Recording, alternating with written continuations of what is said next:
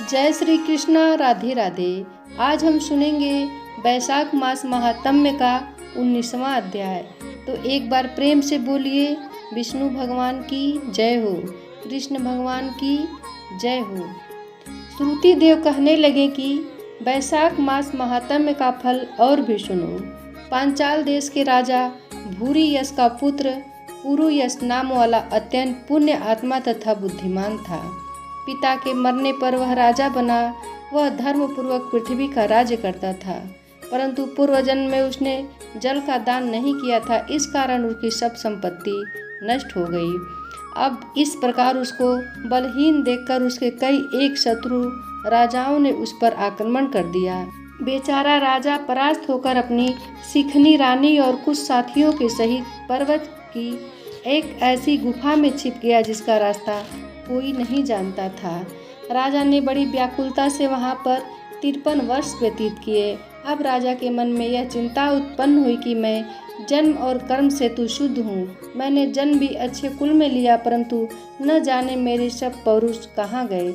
मैंने ऐसा कौन सा पाप किया है जिससे यह घोर दरिद्र व पराजय हुई तथा वनवास के दुख सहने पड़ रहे हैं। इस प्रकार वह राजा अपने गुरु का स्मरण करने लगा। तब राजा के स्मरण करते ही दो मुनीश्वर याज और उपयाजक नाम वाले वहां आकर उपस्थित हुए। वनवास से दुखी, राज चिन्ह से हीन, वन के मार्ग को न जानने वाला वह राजा थोड़ी देर चुपचाप खड़ा रहा और रोता हुआ उनके चरणों में गिर गया। तब दोनों मुनियों ने पकड़कर उठाया। इसके पश्चात राजा ने वन में पुष्पों से विधिवत उनका पूजन किया। जब वह दोनों बैठ गए तो राजा ने बड़ी नम्रता से उनसे प्रश्न किया कि महाराज, मैं जन्म से तो शुद्ध हूँ, पितरों और देवताओं का भी पूजन करता हूँ, पाप से डरता हूँ, प्राणियों पर दयावान, गुरु की भक्ति में प्रीति रखने वाला हूँ, फिर भी क्या कारण है कि मैं ऐसा दरिद्री हो गया हूँ। मेरा सब कोष नष्ट हो गया, शत्रुओं ने मुझको जीत लिया, वन का वासी अकेला क्यों रह गया। मेरे पुत्र पौत्र भाई बंधु कोई नहीं रहा। मैं निष्पाप होकर राज्य कर रहा था, फिर भी मेरे राज्य में अकाल क्यों पड़ गया। इसका कारण आप विस्तार पूर्वक मुझसे कहिए।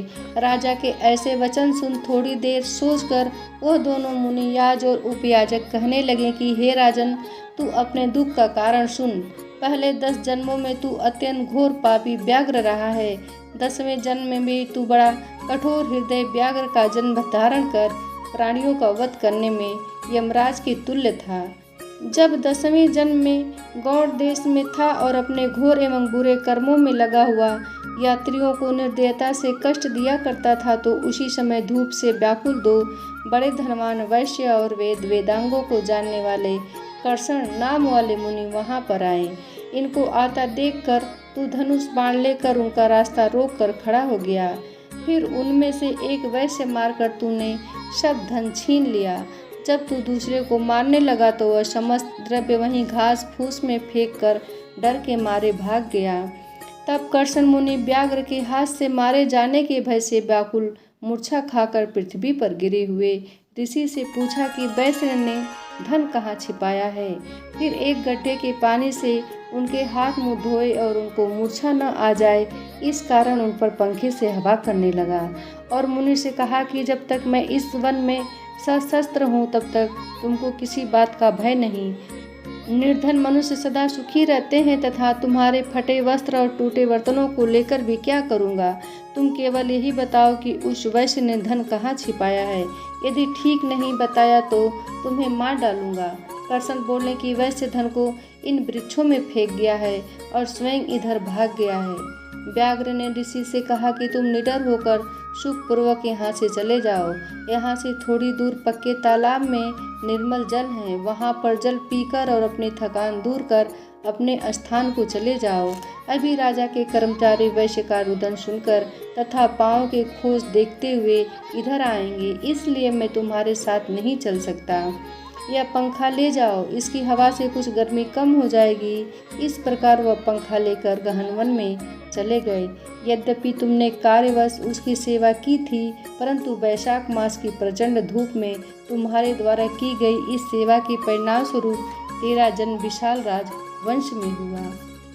यदि तेरी इच्छा अब सुख, राज, धन, धान्य, लक्ष्मी, स्वर्ग या सायुज मुक्ति पाने की है तो वैशाखोक्त धर्म को करो, तुमको संपूर्ण सुख प्राप्त हो जाएंगे। इस माह का नाम माधव मास है। इन दिन तू तत्काल ब्याई गौ ब्राह्मण को दे, इससे तेरे कोष भर जाएंगे। छत्री के दान से तुझको राज्य की प्राप्ति होगी। विधिवत स्नान कर, माधव भगवान की पूजा कर, दिव्य प्रतिभा के दान से तेरी विजय होगी। यदि तेरी इच्छा अपने समान पुत्रों की है तो तू सब प्राणियों के हित के लिए प्याऊ लगवा।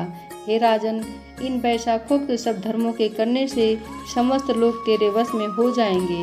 इतना कह दोनों कुल पुरोहित, याज और उपयाजक अपने अपने घर को चले गए।